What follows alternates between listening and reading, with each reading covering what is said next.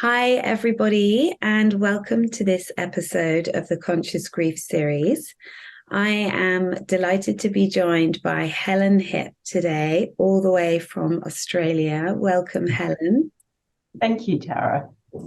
And Helen is an educator, a grief and loss counselor, and mentor working with women in the second half of life to become who they were always meant to be.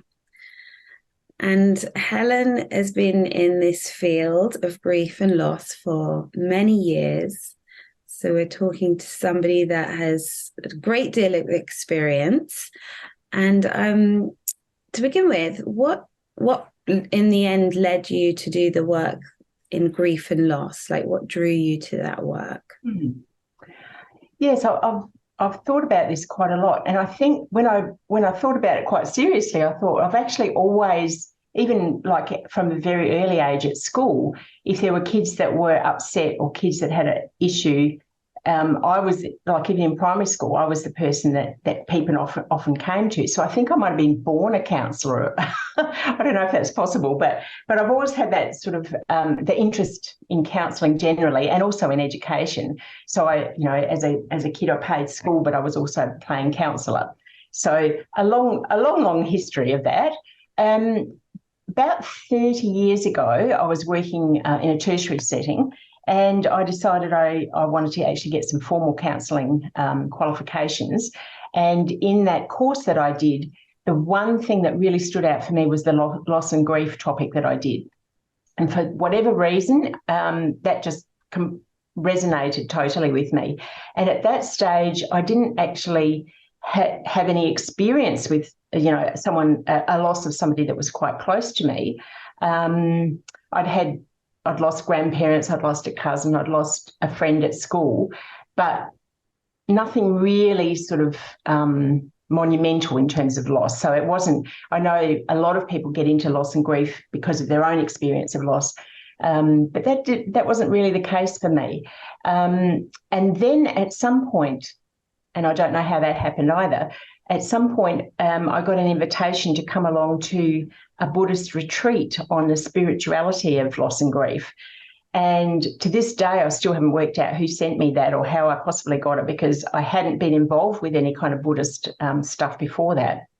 Anyway, I went along to that and just absolutely loved it. It was run by a Buddhist nun who I did later work with. And there was a book that they discussed there, and I loved the workshop. It was a weekend workshop, but there was a book that was discussed there called Facing Death and Finding Hope, and it was written by Christine Longacre. I don't know if you've heard of that one. So I'll just please, if you have it. So okay. It's that one there, and it was based. The book was based around the Tibetan Book of Living and Dying, which is quite an old text, and she kind of used it in a modern sense, so that it was quite accessible. The spirituality part of it was quite accessible to people that were not Buddhist. So I got that book. I bought it at the workshop, and I spent nearly all night reading it because I was so engaged with it. And then later did some training with Christine Longacre, the person who wrote the book. I did some online training and did spiritual care of the living and dying as a course. And then that really sort of got me going on that side of stuff as well. So around about that time too, I was volunteering at a hospice as a grief and loss counsellor. And then in the past 10, 15 years, I've actually had two jobs. One was in a hospice working in Queensland as a loss and grief counsellor and the loss coordinator there. And that was the first time I was actually working. It was a Buddhist hospice, a community hospice. And it was just wonderful. And it turned out that one of the nuns that was working there was the nun that did this particular weekend workshop that I serendipitously found myself in. So that was quite interesting. And then when I returned to South Australia, I got a job in palliative care again in a regional community palliative service. And then in the meantime, I've also been doing education in a postgraduate palliative service course, and more recently in an undergraduate loss and grief course. So I've sort of, stepped my way through it. And I've also always had the sort of the teaching arm of it as well, but I've gradually got more and more into the counselling part of it, and looking particularly at spiritual care, and really getting involved quite deeply in palliative care and death and dying. So I do other sorts of loss and grief stuff as well with people that I see. I work in a cancer care place and do some volunteer work there, and there's lots of loss and grief around cancer diagnosis. But yeah, the palliative care thing just kind of crept up on me, and I'm not entirely sure how that happened. It just did. And that's what kind of ended up in my career now. I think that's so interesting that it was the Buddhist retreat that really drew you to this work, and that you're combining the spirituality still today with what you do. I also think that it's interesting that you've been doing it for 30 plus years, and how you would have seen things evolve in that time, because obviously it's even more like recent that we've had a lot of influx and books written about grief and loss. But back 30 plus years ago, it was really the Kubler-Ross model, for example, that was the only model. So I mean, from your perspective, how have you seen things shift? Well, there's been, I guess, a monumental change from the time of, if I look back at the notes that I had from that 30 years ago from that course I did, it's very different to what I've just finished teaching at the undergraduate level for loss and grief now. So it's interesting coming at it from a teaching perspective after having learnt about it for 30 years. And you're quite right, the Kubler-Ross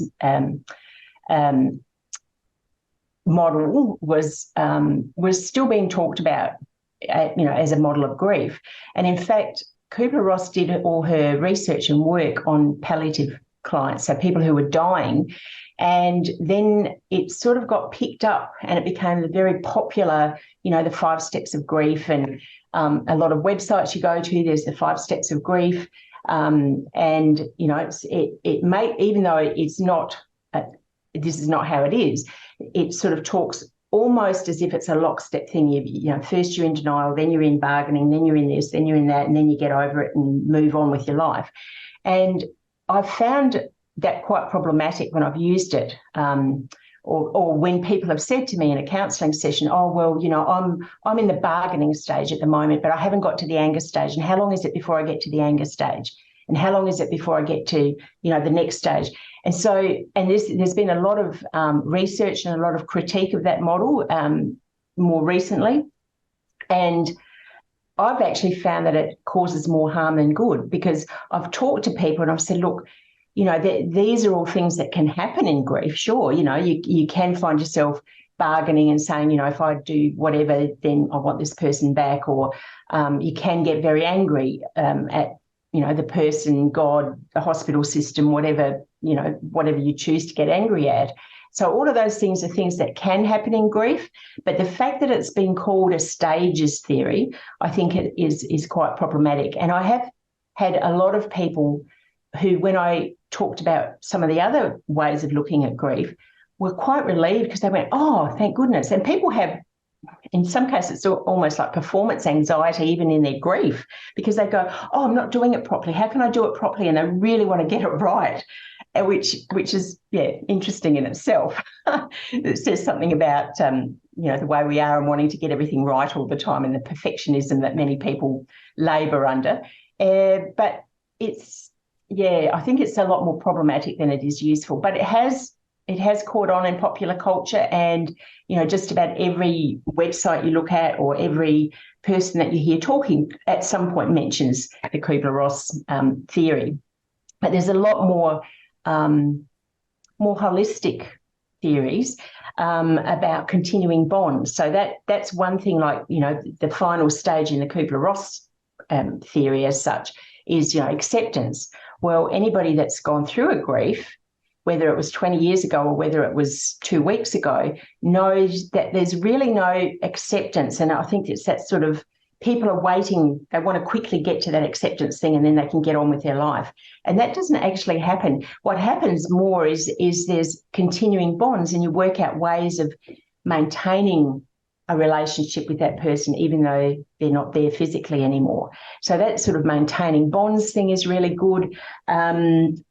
Just having a look at some of the other. The one that I actually use quite a lot is called the dual process model.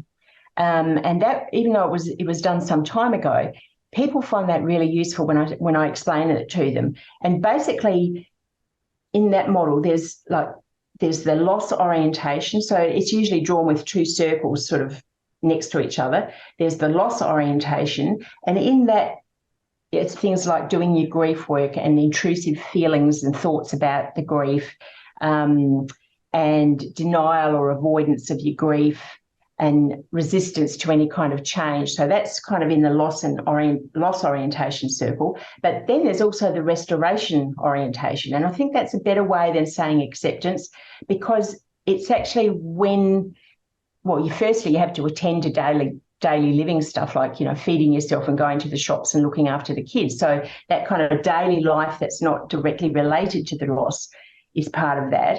But there's also when you start identifying new roles and people who have had losses sometimes find a new identity for themselves and find themselves in new relationships. And so the important thing with this one is to explain to people that you oscillate between those two states. And that's the really important part, because people sometimes think it's either this or it's this, and they can't see that it's backwards and forwards. And sometimes, particularly in the early grief, I think that, people spend a lot more time in the loss orientation stuff when they're in their very, very early stages of that grief, and they're totally overwhelmed and they don't know what's happened, and they might be in denial. They might be, under the doona crying 24/7. But to know that it's okay also to be in that other thing. And even if it's just getting out of bed to have a shower, or getting out of bed to ring up someone to come and get your child and take them to school, that's still part of the reorientation process. And sometimes in the early grief, even though you're spending a lot of time in that loss orientation, you do kind of go into the other in little bits. And over time, and there's no sort of time limited, I can't say, in 6 months or 12 months or 2 years or whatever. Over time, you spend more time in the restoration and moving in the life that you've got now. But there's always times when you go into that loss. And sometimes it's for no reason at all. Sometimes it's an anniversary, or you hear a particular song that meant something to you, or there's some sort of maybe, there's a butterfly that turns up and it reminds you that you were always looking at butterflies with your mum, or whatever it was. And then you go back sometimes into that phase again. But knowing that over time, you do spend more time in that restoration part rather than all of your time in there. And I think people, particularly in the early stages of grief, get really worried that that's where they're going to be forever. And they also think, well, if I'm not in there, then I'm somehow not honouring that person. And so they're a bit nervous and worried about moving into that other restoration phase, because they don't want to lose the person. They don't want to forget the person. They don't want to lose the fact that that person meant something to them, that was a really important part of their life. And so sometimes they hang on to that rather than trying to get into other parts of their life as well. Yeah, that's so beautifully explained. Thank you, Helen. And I think that, for people who are listening who might really be feeling that, for example, you were saying we don't know how long it's going to be. And we want to get things right. It's so funny that, isn't it? Like, am I grieving? Am I doing it right? And for people to have some respite from that, and that, we just don't know how long. For some people, the intensity is going to be much longer than for others. And there is no right and one wrong way to do it.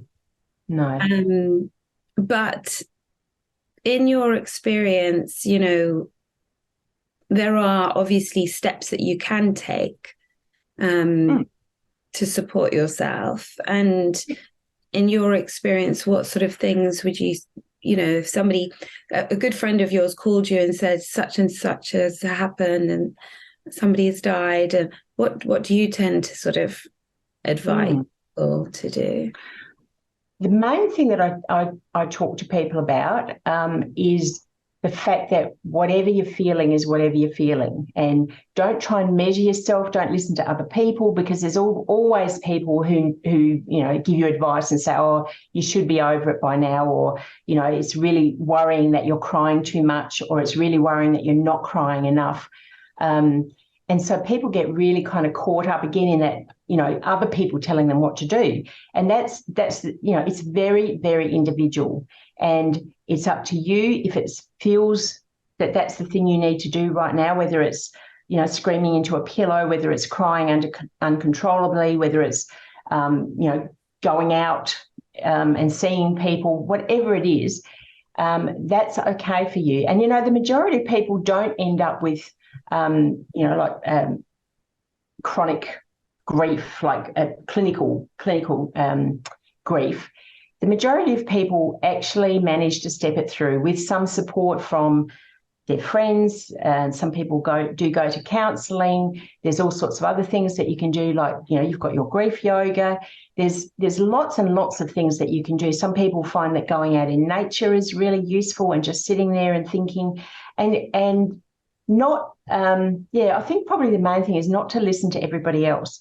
And I do remember one case where I was doing some counselling when I was working at the hospice, and I saw the daughter of one of the woman who died, and the husband, and I was seeing them separately. And the daughter came in and she said, oh, I'm so worried, you know, Dad's not grieving properly, and I'm really worried. He hasn't cried, he hasn't done this, he hasn't done that. And so she'd got herself into a major thing because she thought her father wasn't grieving properly. So when I saw the father, I sort of was asking him about how he was going and all the rest of it. And he said, you know, I when I go to bed at night, I close my bedroom door and I cry quietly in there because I don't want to upset my daughter. And so she was already, you know, worried and concerned that Dad wasn't doing it properly and he was going to, you know, have some sort of major breakdown or something because he wasn't crying. And he was very aware of his daughter and not wanting, because she was obviously grieving as well. And so the two of them were doing the grief in their own way, but weren't kind of acknowledging that there was another equally valid way of doing it, which the other person in the family was doing. So I did talk, you know, without breaking confidentiality for either of them, actually talked about the huge range of responses that people have, and that all of them are okay. And as long as you're not really hurting anyone else in the process, you know, if you want to, I did have one woman who bought a dinner set at an op shop and went and just smashed the dinner set up against the garage because she was so angry that this had happened with her husband. And, you know, she just did that. She didn't hurt herself. She didn't hurt anyone else except maybe the dinner set. But, you know, it served its purpose, and that worked for her. And yet other people, you know, are very calm about it, or just cry quietly, or just think about the person, or go out into the garden, or go to the beach and remember, you know, have memories. So it's very, very different. And I think the trap is that you think you're supposed to do it one way, and there's a lot of people that tell you you're supposed to be doing X, Y, or Z, and if you're not doing that, you're not doing it properly, and then it's going to become a big problem. And for most people, it doesn't become a huge problem. They work because people are much more resilient than they give themselves credit for. And, you know, obviously children need a lot more support because they don't have that same level of resilience. But most adults, you know, when you kind of unpack it a bit, they've got a lot of resilience. They've dealt with things in the past, and they've got skills there that they can use. And so it's just a matter of kind of uncovering that and seeing that you could actually have that skill used in this situation, which is slightly different to how you've used it before, but it can still be really useful. And you've got that skill and you've got that resilience. So sometimes it's just a matter of pointing stuff out to people, and then they go, oh yeah, I did have that time when X, Y, or Z happened, and I did manage that. I was devastated, but then I kind of moved on with it and worked out how to deal with it, and I've integrated that into my life now, and I've moved into a different place. Thank you for that. I was thinking about what you were saying.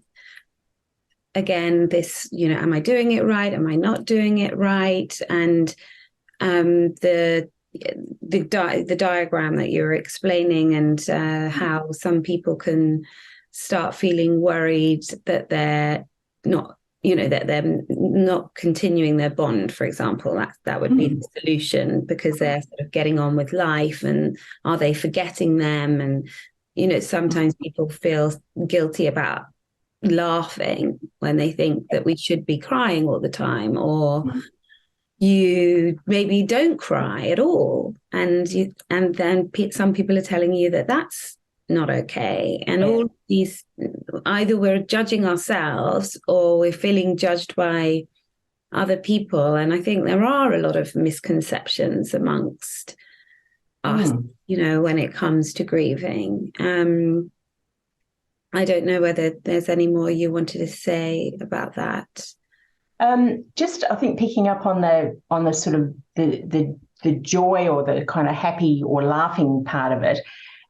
People often think that it's either one thing or the other. So you're either going to be grieving and sad and depressed, and that's how it's going to be for the rest of your life.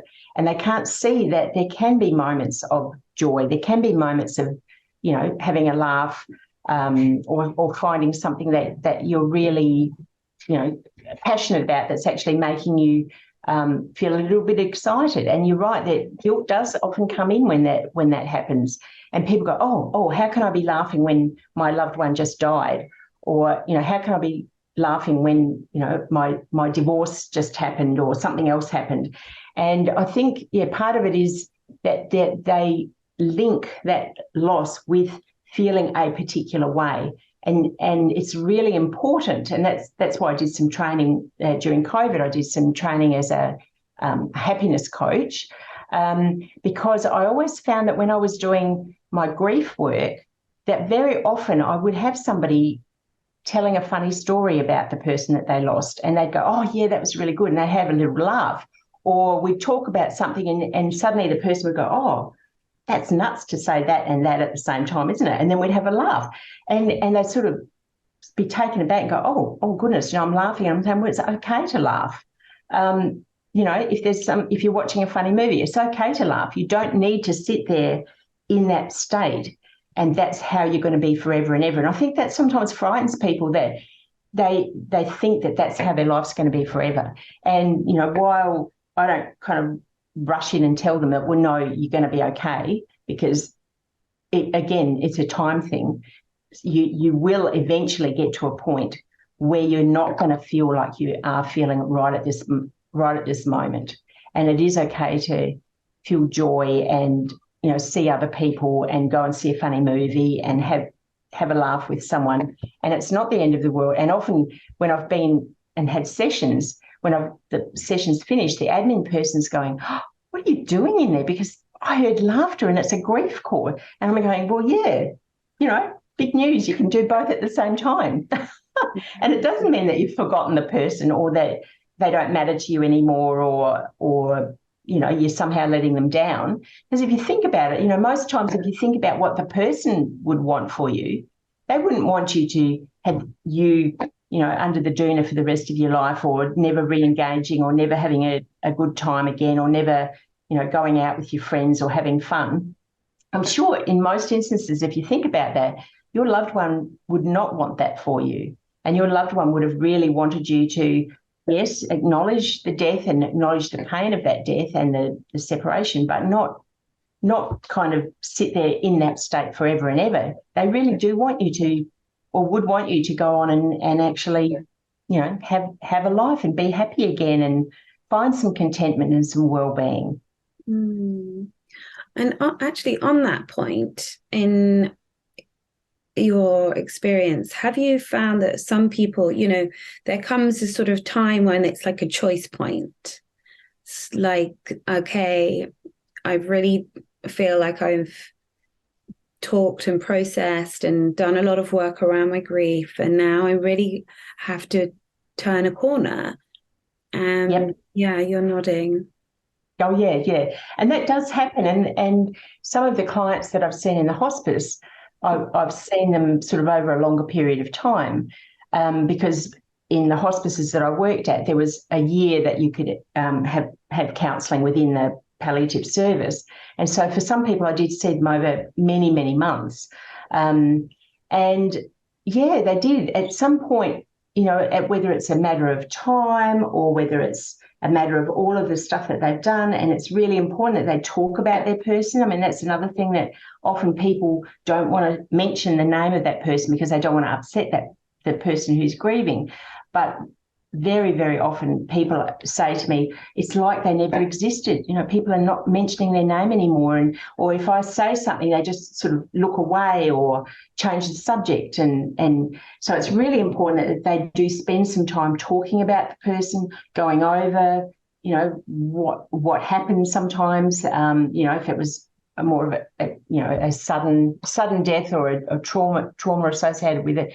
People need to talk about it, and very often people around those people are very kind of, oh no, we don't, I won't go there, and that sort of shuts the person down. So that's really important. So if they've got somebody in their life or more people in their life, or if they haven't and they go to see some sort of a counsellor or a psychologist or a social worker, then eventually they talk it out enough that they start getting a bit more of a different perspective on it. And then at some point, people do come to that sort of the crossroads where, and I have seen a couple of maybe more elderly people who I've seen who have then decided, no, this is how I'm going to be for the rest of my life. And you think, well, okay, that's your choice. And you've kind of explored other ways of being. And if they choose not to, well, then that's their choice. And, you need to respect that choice.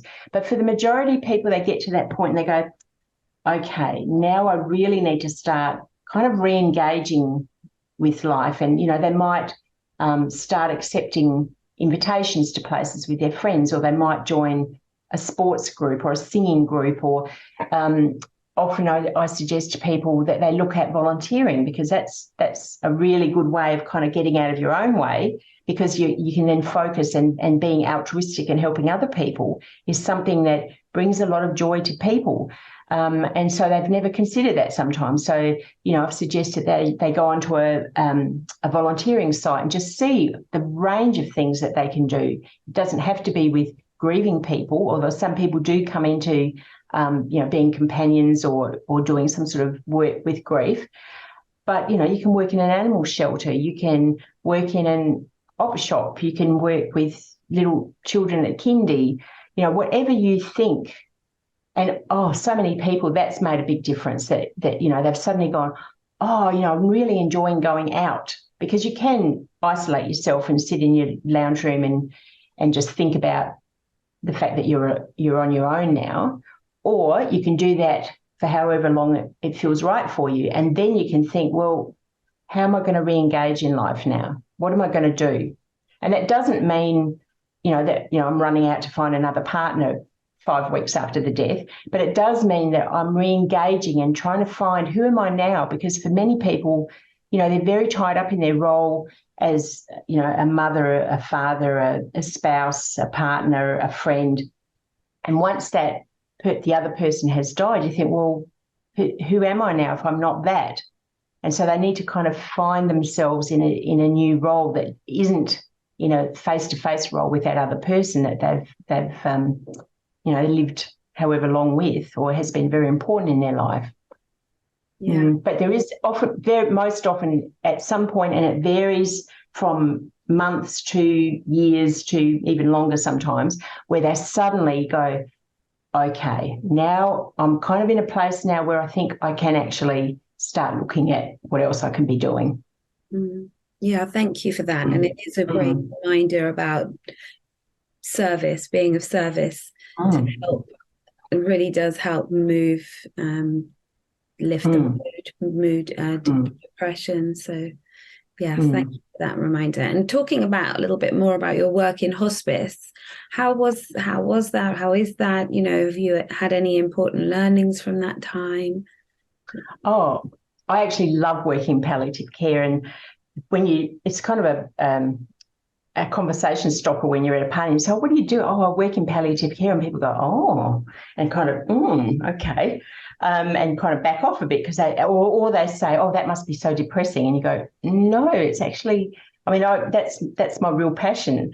And people who have worked in palliative care, whether they be physicians, nurses, people working in aged care, counsellors, social workers, whatever, so many of them are so passionate about it, and that really is, what lights them up going and working there. And I have learnt so much about life for myself, and just seeing people and seeing like the immense variety of ways that people live and die and how other people react to that. And so every day when I see somebody, I'm just, wow, there's some little thing that I just go, gee, I wouldn't have thought to look at it that way. Or, not all deaths are good deaths. Everybody wants a good death, but it certainly doesn't always happen. And there can, often there's sort of pressure cooker of being in a palliative care situation, then family issues come up. So there's been some quite ugly family things that happen in palliative care because, everybody is quite raw, and sibling stuff comes up, and, the ex-partner or the ex-wife comes in, or the children are arguing about something. So it's not always pretty, but I have also seen some amazing, amazing situations where the families have just been incredible. And one of the things I would say, if you have a person that is in palliative care or is dying, if they're not necessarily in palliative care, is that so many times people have told me, I want to talk about it. And it's kind of, I guess, part of, we always say that we're a death-denying culture in the West, certainly in Australia and the UK and the US. And so people don't really want to talk about it. And often, I would go and visit people in the palliative if they're in hospital having respite or something, or at home, and they would go, oh, I've really been trying to talk to my daughter about, say, an advanced care directive. I'm not sure what it's called in the UK, and the US it's called something different as well. But it's where you actually write out, if you're not able to make your own decisions anymore and what you do and don't want. And, so many times people are saying, I really, really want to talk about that because I want to get that sorted, and there's very particular things. I don't want to, be on life support for the next 6 months. I want this, that, and the other done. And they broach it with their family member, and they sort of go, oh, no, Mum, we're not talking about that now. Don't worry about that. And so it really closes off an avenue of discussion. And often that causes, quite a lot of grief and for the person who's dying, because they really do want to sort this out. And they might actually be anticipating that, it might cause trouble at some point in the future, and they want to kind of head that off. And certainly as a grief counsellor, because I work in the palliative care and I work with the follow-up grief, the people whose person who died had an advanced care directive are much, much better in grief, because they then go, oh, I honoured Mum's wishes. She wanted us, if she had a stroke, to do this rather than that. Or, if she was no longer able to speak, she didn't want this, she wanted that. And that's a very, very different place to somebody who has to make a decision about turning a life support off when their person is unconscious and can no longer make those decisions. And if they don't know what that person wanted, I've had lots and lots of people in grief counselling who go, oh, I killed Mum, like it was my fault she died. Mum was going to die anyway because she had terminal cancer or COPD or something else going on. But in their head, they killed her because they said to the doctor, okay, turn that off. Very, very different place. And, I would really urge people to think about that and do it for themselves. You don't have to be on your deathbed to do it. You can do it. Like my husband and I, when my son turned 18, we all sat around and and did it and talked about it. And I found out amazing things about my 18-year-old son that I would never have known. And it was because we had that conversation. It was like a structured conversation, and we all sort of talked about that. And, you know, here we are 25 years later, 30 years later, and, you know, we're all still here. But we know that that document's there, and certainly in Australia you can change the document. So if you put it in place now, it's not the same document you have to have forever. If you decide, if your disease progresses or something else happens that you want a different set of things, you can always change that. But it really does make a big difference to the family that's left behind afterwards. It really does. And it also heads off a lot of family strife, because very often there might be one person who's cared because they've lived in the same location, so they've done more of the hands-on care, and somebody else might come in from interstate or overseas, and suddenly they're, you know, wanting to make all the decisions. But if you've got that document, you can say, look, actually, this is what Mum wanted, and it's there in black and white. The hospital knows, the doctor knows, everyone in the family knows, and that makes that much more or much less problematic. Yeah, thank you, because I'm like nodding furiously because I know it's something I actually need to do with my sisters. So that is one of my intentions for 2023. I think one other thing, just in terms of how it's helped me, is actually thinking that, you know, every day could be your last day. And most people don't think that. I mean, a lot of people that I talk to apparently are going to live forever, because they're never once going to talk about, oh, no, you know, I'm going to have another 30 years, I'm going to have another 50 years, whatever, which they might have. But the reality is, you know, small children die, people die in accidents, people have heart attacks and aneurysms and get cancer, and people at any age can die. And you really, while we'd love to have control, and I think COVID really kind of put that up front and centre for many people, because suddenly there it was every day on the news, and there were lots of people dying, particularly in the US and the UK, a lot more than in Australia, but there were still lots of people dying, and lots of people for the first time ever were having people close to them die, or people that they knew die. And so, you know, grief and loss and dying and death were, I think, much more spoken about. And so I think I'll just tell you another book that I found really useful is written by Stephen Levine, who is, I think he was a palliative specialist, and he wrote a really good book after working in palliative care called A Year to Live. And I'll just show you that one. I've got all my books here that I think are fabulous examples. And it actually, from his experience of people who are dying, what is important? And, you know, you're on your deathbed, what regrets are you going to have? And if you can do something about those regrets now while you're alive and well and able to move and do stuff, well, you know, don't put it off and think that you're going to do it in 40 years' time, because you may not be here. You might not be well in 40 years' time. There might be all sorts of things happen. And so that's really good. And he actually, you know, chapter by chapter goes through things where you are really focusing on what's important and what do I need to do now, so that if, you know, I die tomorrow, that I will feel okay, not about dying necessarily, but I will feel okay that I've done stuff and I've said stuff to people, and, you know, I'm kind of okay and complete with what I'm doing today, you know, if that does happen. So that's another one. And the other one, I just quickly talk, this is like, you know, a library show and tell, the 4 Things That Matter Most by Ira Byock.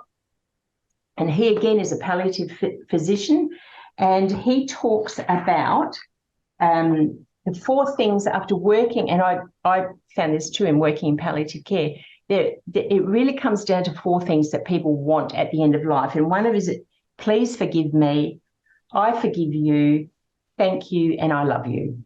And they're the 4 very simple things. And he said in all of his years of working in palliative care, that's what it boils down to, that most people on their deathbed are really wanting to be forgiven, forgive someone else, tell someone they love them, and thank them for whatever it might have been that they appreciated that they were in their life.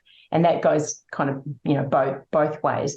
So that, again, is a really, and I use that a lot in my teaching, just say, really, it's not such a complex thing. There are very basic things that you can do. that will make things better. And it also shows that, you know, there is a chance for forgiveness. There is a chance for redemption. Not all families are going to go there for, you know, whatever reasons. It might be very strongly entrenched things that have happened in the family. But there is an opportunity in many instances to, you know, make things a little bit better for the person who's dying, and also make it better for yourself, that, you know, you've said some of those things and you've thought about them and you've let that person know what they meant to you and things like that. So there's some fairly sort of basic stuff, but, you know, really, really important. And it's really quite easy just to think of those things. Thank you for that, Helen. We are coming to the end, but I always like to ask people what your interpretation is of the term conscious grief. I think conscious grief is when you really take your grief on board, and it's spiritual, it's emotional, it's physical, it's mental, and really understand that it has all of those facets and that all of those things are okay, and that you consciously think about them. So you're not just unconsciously doing a lot of stuff, and many of us are on autopilot for much of our life, unless we've done stuff like meditation or various other techniques where we kind of stop and really look at what we're doing. But I think that, and last year in March, my mother died, and she had dementia for some years leading up to that. And it was really, after all those years of working and studying in loss and grief, that was the first kind of major close personal loss that I had. And I was really aware when I was thinking about what you were saying about conscious grief, I thought, wow, I actually did that there. And I've heard it and I've seen it and I've talked to people about it. But, you know, there were days when I was just crying. There were days when I was like a banshee, you know, curled up in the fetal position. There were other times when I was, you know, talking to other people about things that Mum did that were quite funny. And there were spiritual things, like, you know, I'd look for signs of that she might have sent. And there was, you know, quite a few things that I was quite surprised about, because I often hear that in grief and loss. They say, oh, you know, Mum did this, or I saw this and this was something really special, and to actually involve that. And on a spiritual level, you know, we weren't particularly religious, but for some reason, and I had Mum's rosary beads. And so I spent a lot of time going through the rosary, which I haven't done since I was like 10 years old, and we used to go to church. And I just thought, oh, wow, that's part of what I need to do, because it was important to her and to us at that time, although, you know, she did sort of say she wanted the rosary beads with her. And so there I was sitting there doing the rosary beads, and I thought, oh, wow, lapsed Catholic doing rosary beads. That's pretty interesting. So I think just being conscious of what you're doing and knowing that it's a holistic experience. It's not just crying and having a one-off, you know, rave about something. It's actually something that will happen, and you're consciously aware that this is part of grieving. This is part of what you need to do. And it's very individual, and it's you doing it, and nobody else should be judging. And, you know, you don't need to share stuff with other people if you think you'll be judged, but just do what you need to do, and be conscious about that, and not sort of be caught off guard and go, oh, what's going on here? Am I going crazy? Because that's another thing people often, oh, you know, I think I'm going crazy because I'm doing this or thinking that or whatever. And you go, no, that's what grief is. And if you're very conscious of it, you know that whatever you're doing is what you need to do, and it's going to be useful for you. And it's what you need to do. And it can be on any of those levels. It's quite holistic. So it's not just one-dimensional thing. So I think that's really what conscious grief is, to being aware of what you're doing and the fact that it is tied in with your grief. Amazing. Helen, thank you so much for your world of knowledge. It's been wonderful sitting with you. And is there anything else that you'd like to share before we close? Not necessarily, but people can go to my website and have a look there. I actually have like 3 prongs on my website 3 lots of work that I do. One is one-to-one loss and grief counselling. And then, as I briefly mentioned before, I also became a happiness coach. So I did a course that Marcy Shimoff does in the US. And so I also run workshops on how to find more joy in your life and how to increase your level of well-being, which is really important while you're grieving, as it is in other times, but particularly so when you're grieving, that you can actually find ways of increasing your well-being, work out ways that are going to increase your happiness and your joy in life and reconnecting with that part of your life. And the third thing that I do is actually work on transitions, and that's with women. So I've got a series that I go through, and for some people it is to do with loss, maybe a loss of a job, the empty nest syndrome, the kids have left home, so they're kind of at a loss of what to do. It sometimes is to do with changes as a result of losing somebody. And so I work people through a process that gets them from here to here, but not that that's the end point, but just to let them know that there is a transition and you can actually do things to come out after that time where you've actually got different perspectives and different possibilities that you might not be seeing right at this moment. So I think that those things work really well because, they kind of all feed into each other. And that's the more I do on all of those, I find that there's a lot of intersection, whereas before I thought maybe they were quite separate things, but there is actually a lot of intersection with loss and grief and happiness and joy and moving from one space to another. So I do invite people to come along to my website and have a look. Absolutely. And we'll have a link to that underneath. Yeah. Oh, Helen, we'll have a lovely rest of your evening, beginning of my day. And Yes. thank you very, very much for being here. And thank you to everybody who's been listening and watching. We hope you found this useful. Bye-bye. Thank you.